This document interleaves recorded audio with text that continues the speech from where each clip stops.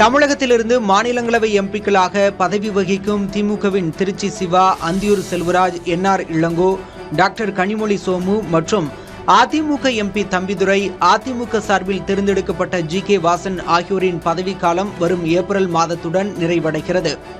சட்டமன்ற தேர்தல் நடைபெறவுள்ள நிலையில் 6 மாநிலங்களவை இடங்களுக்கான தேர்தல் கூட்டணி கணக்குகளில் முக்கியத்துவம் பெற்றுள்ளது. சட்டமன்ற கட்சிகளின் பலத்தின் அடிப்படையில் திமுகவின் சார்பில் 4 பேரும், அதிமுகவின் சார்பில் 2 பேரும் தேர்வு செய்யப்படுவது உறுதியாகும்.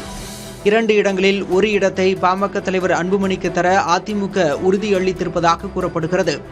இன்னொரு இடத்தை தருமாறு கூட்டணியில் இணைந்துள்ள டிடிவி தினகரன், தமாக தலைவர் ஜி.கே. வாசன் ஆகியோரும் கோருகின்றனர்.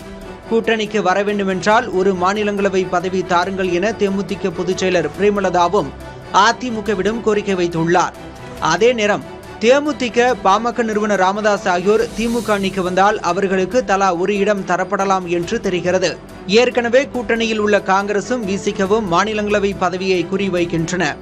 4 இடங்களில் யாருக்கு கொடுப்பது, யாரை தவிர்ப்பது என தெரியாமல் திமுக தவிக்கிறது. சட்டமன்ற தேர்தல் தொகுதி உடன்பாட்டுடன் மாநிலங்களவை இடமும் கேட்கப்படுவதால் 2 கட்சிகளும் குழப்பத்தில் உள்ளன. புதிய தலைமுறைக்காக செய்தியாளர் ரமேஷ்.